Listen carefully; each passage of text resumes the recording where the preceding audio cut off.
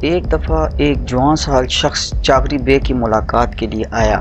اس شخص کا لباس بتا رہا تھا کہ وہ کوئی سوالی نہیں ہے، وہ کوئی عالم یا کسی اونچے خاندان سے تعلق رکھتا ہے۔ دربان نے پوچھا، سلطان کو کیا بتاؤں کہ کون ہے اور غرض ملاقات کیا ہے؟ میرا نام حسن بن علی توسی ہے، نیشا پور سے آیا ہوں اور امام موافق کا شاگرد ہوں۔ ان کے مدرسے سے فارغ التحصیل ہوا ہوں اور فقہ اور محدث ہوں۔ غرض ملاقات سلطان ہی کو بتاؤں گا۔ دربان کے لیے حکم تھا کہ کوئی عالم آ جائے تو اسے ملاقات سے نہ روکا جائے۔ چنانچہ دربان نے سلطان کو اطلاع دی۔ سلطان نے شرف ملاقات عطا کی۔ چند لمحوں کے بعد حسن بن علی توسی سلطان چاغری بے کے سامنے کھڑا تھا۔ سلطان کیونکہ علماء کا قدردان تھا، اس لیے حسن بن علی توسی کو بٹھا دیا اور آنے کا مقصد پوچھا۔ توسی نے اپنا تعارف کروایا تو سلطان نے پوچھا، میں کیسے مان لوں کہ تم امام موافق کے شاگرد ہو؟ امام موافق کی شاگردگی تو بہت بڑے اعزاز کی بات ہے۔ توسی نے اپنی سند سلطان کو پیش کی۔ سلطان نے توسی سے پوچھا کہ آپ فارغ التحصیل ہو چکے ہیں؟ جی، میں مدرسے سے فارغ ہو گیا ہوں، مگر تحصیل علم سے نہیں۔ علم ایک سمندر ہے اور موتی اسی کے ہاتھ میں آتا ہے جو اس سمندر میں غوطہ زن ہو کر دل سے سیپی اٹھانے کی خواہش رکھتا ہے۔ میں جاننا چاہتا ہوں کہ تم کتنے دانشمند ہو؟ کتابیں علم دے سکتی ہیں، عقل نہیں۔ تو اپنے آپ کو کتنا دانشمند سمجھتا ہے؟ انسان اتنا ہی احمق ہے جتنا وہ اپنے آپ کو دانشمند سمجھتا ہے، اور انسان اتنا ہی چھوٹا ہوتا ہے جتنا وہ اپنے آپ کو بڑا سمجھتا ہے۔ یہ فیصلے دوسرے کیا کرتے ہیں کہ فلاں احمق ہے اور فلاں دانشمند ہے۔ ایک بات بتاؤ توسی، ایک سلطان میں کیا خوبیاں ہونی چاہیے کہ لوگ اسے اچھے الفاظ سے یاد کریں؟ وہ اپنے دین اور سلطنت کے لیے آگ کا طوفان ہو، رعایا کے لیے پانی ہو، زمین کی طرح فیاض ہو اور آسمان کی طرح مرعی ہو، عقاب کی مانند تیز نگاہ، کوے کی طرح محتاط اور کوئل کی طرح خوشگلو ہو، شیر کی طرح بے خوف اور چاند ستاروں کی مانند راست گو ہو، یوں نہیں کہ آج ادھر اور کل ادھر بھٹکتا پھرے۔ کیا یہ اوصاف ہم میں ہیں؟ اگر میں نے کہا ہاں ہیں تو یہ خوش آمدی ہوگی۔ خوش آمدی منافقت ہوتی ہے اور میں منافق نہیں بننا چاہتا۔ اور اگر کہا کہ سلطان میں کچھ صفات کی کمی ہے تو میں غضب کا شکار ہوں گا اور مجھ میں تاب عتاب نہیں۔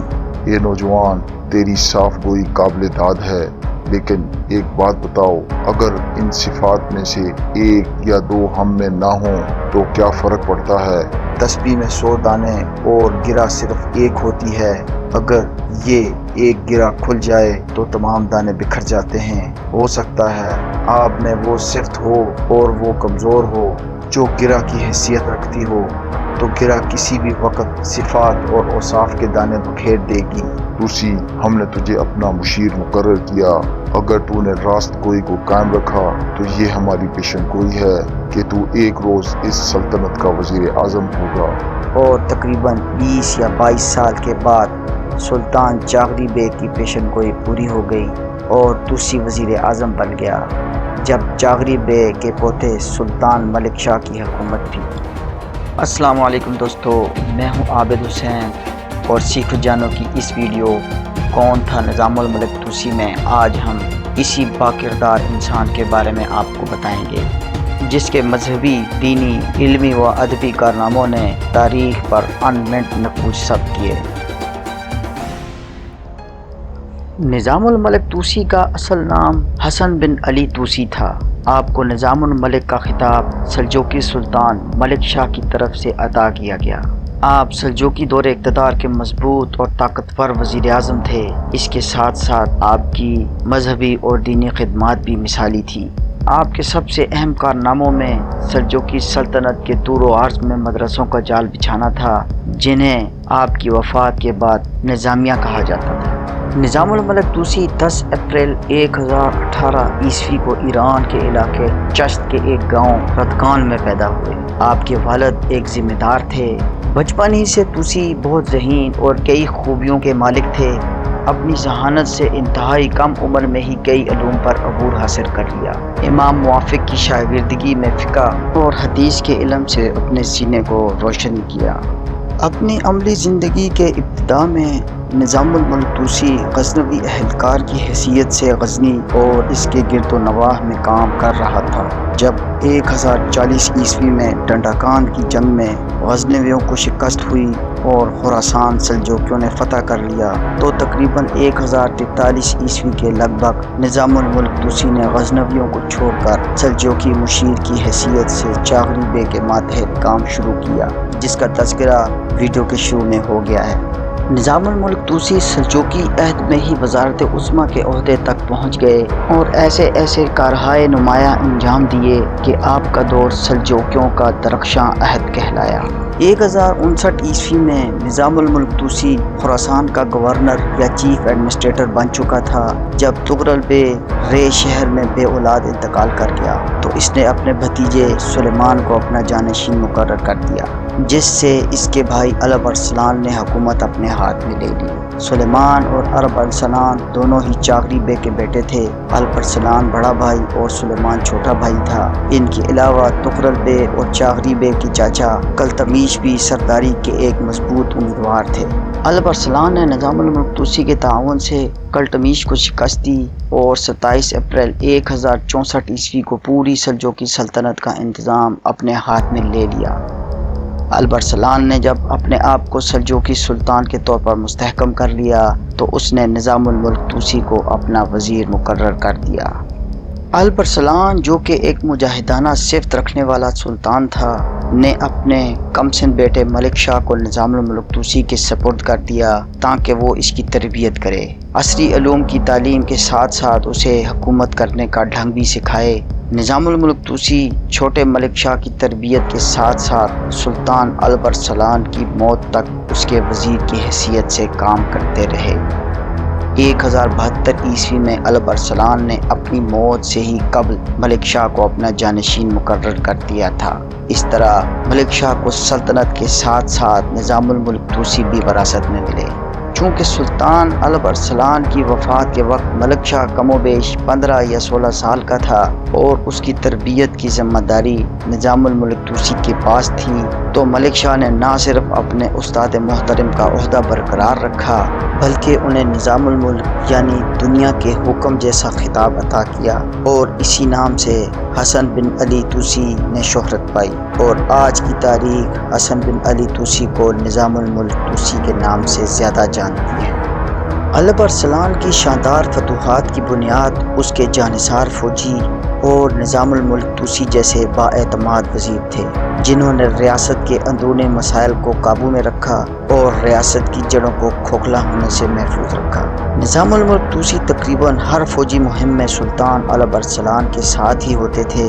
1064 عیسوی میں فروری کے آخر یا مارچ کے شروع میں نظام الملک طوسی بھی سلطان الب ارسلان اور ملک شاہ کے ساتھ بازنطینی آرمینیا کی مہم میں شامل ہوئے اور عینی پر قبضے میں کامیاب ہوئے۔ یہاں بہت سے چھوٹے چھوٹے سرداروں نے ان کی حاکمیت کو تسلیم کر لیا۔ نظام الملک طوسی اور ملک شاہ نے آگے بڑھ کر کوکسس میں مزید فتوحات کا سلسلہ جاری رکھا اور جورجیا تک پہنچ گئے۔ جورجیا والوں نے ہتھیار پھینک دیے اور مسلم لشکر کی شرائط پر صلح کر لی۔ جورجیا کے بادشاہ بکرات کی بھتیجی ہلینا جو کہ حسین و دلکش دوشیزہ تھی، نظام الملک طوسی اس سے شادی کرنے کا خواہشمند تھا، مگر حالات کے برعکس شہزادی ہلینا کو سلطان الب ارسلان کے نکاح کے لیے مخصوص کر دیا گیا اور شہزادی ہلینا سلطان الب ارسلان کے نکاح میں آ گئی۔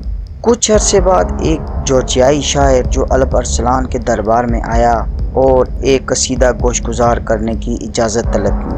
الب ارسلان نے اجازت دے دی تو اس نے انتہائی واہیات انداز میں شہزادی ہلینا اور نظام الملک طوسی کی کردار کشی کی، جس کے بعد الب ارسلان نے اس شرط پر شہزادی ہلینا کو طلاق دے دی کہ نظام الملک سے شادی کرے یا جورجیا واپس چلی جائے، مگر شہزادی نے واپس جانے سے اس بنا پر انکار کر دیا کہ اب اس کی پہلے والی عزت وہاں نہیں رہی اور وہ مسلمانوں میں اپنے آپ کو زیادہ محفوظ تصور کرتی ہیں، اس لیے اس نے نظام الملک سے شادی کر لی۔ نظام الملک حکومتی امور کے علاوہ فنون حرب پر بھی کافی مہارت رکھتے تھے۔ انہوں نے سالار لشکر کی حیثیت سے سلجوقی دور اقتدار میں کئی مہمات کی۔ 1067 عیسوی میں انہوں نے استخار کے قلعے کو فتح کیا اور اس کے علاوہ فارس کے اور علاقوں میں بھی کامیاب مہمیں چلائیں۔ ایک دفعہ اسی طرح نظام الملک نے ایک قلعے کا محاصرہ کیا۔ قلعہ کیونکہ پہاڑی کی اونچائی پر موجود تھا اور اس کے حفاظتی اقدامات کی وجہ سے ایک لمبے عرصے تک قلعہ فتح نہ ہوا۔ نظام الملک سالار لشکر کی حیثیت سے جب تنگ ہو گئے تو انہوں نے ایک رات اٹھ کر اللہ سے دعا کی کہ یا اللہ، ہم سے تو یہ قلعہ فتح نہیں ہو رہا، تو ہی کوئی راستہ کھول دے۔ جب صبح ہوئی تو قلعے کے دروازے کھل گئے اور لوگ باہر نکل آئے اور آ کر ہتھیار ڈال دیے۔ اسلامی لشکر حیران ہو گیا۔ تحقیق کرنے پر پتہ چلا کہ قلعے میں موجود تمام پانی رات کو خشک ہو گیا ہے۔ ان فتوحات کی وجہ سے نظام الملک کی ساکھ میں بے حد اضافہ ہوا۔ سلجوقی سلطانوں کی طرح نظام الملک بھی علماء اور اساتذہ کا بے حد قدردان تھا۔ اس نے ملک کے گوشے گوشے میں مدارس کا جال بچھا دیا اور سب سے بڑا اور اہم مدرسہ بغداد کا مدرسہ نظامیہ تھا، جس کی تعمیر پر بے پناہ روپیہ صرف کیا گیا۔ اس مدرسے سے ہی سلطان صلاح الدین ایوبی جیسے گوہر نایاب شخصیات نکلیں، جنہوں نے صلیبیوں سے دوبارہ بیت المقدس مسلمانوں کو واپس دلوایا۔ دوستو، ایک دفعہ سلطان کو کسی نے شکایت کی کہ نظام الملک مدارس پر بے پناہ سرمایہ خرچ کر رہا ہے۔ سلطان نے نظام الملک سے اس کے بارے میں دریافت کیا تو نظام الملک نے جواب دیا، عالم پناہ، اس سلطنت کو جتنی تلوار والی فوج کی ضرورت ہے، اس سے زیادہ دعاؤں والی فوج کی ضرورت ہے۔ یہ وہ فوج ہے جو راتوں کو اٹھ اٹھ کر امت کے لیے روتے ہیں۔ اس پر سلطان ملک شاہ نے کہا، ہاں، میں اس تلوار والی فوج سے زیادہ اس دعا والی فوج کا محتاج ہوں۔ انہی درسگاہوں سے ایسے علماء کی فوج تیار ہوئی جنہوں نے حسن بن صباح کے فتنے کا مقابلہ کیا۔ آپ کے علمی و ادبی کارناموں کی طویل فہرست کے ساتھ ساتھ مذہبی اور دینی خدمات نے تاریخ پر ان منٹ نقوش ثبت کیے۔ آپ کی تحریر کردہ کتاب سیاست نامہ نے بہت شہرت حاصل کی اور آج بھی اس سے استفادہ حاصل کیا جا رہا ہے، اور اس کتاب کا ترجمہ یورپ کی مختلف زبانوں میں بھی ہو چکا ہے۔ دوستو، نظام الملک طوسی بھی حسن بن صباح کے پیدا کردہ فتنے کی زد میں آ گئے اور حشیشین فدائیوں کے ہاتھوں 14 اکتوبر 1092 عیسوی کو 74 سال کی عمر میں قتل ہو گئے اور اپنے خالق کی حقیقی سے جان گئے۔ دوستو، ہمیں امید ہے کہ آپ کو ہماری یہ معلوماتی ویڈیو پسند آئی ہوگی۔ ویڈیو کو لائک کر دیں۔ اگر آپ چینل پر نئے ہیں تو چینل کو سبسکرائب کر لیں اور دوستوں میں شیئر کر دیں تاکہ معلومات کا یہ سفر جاری رہے۔ اللہ حافظ۔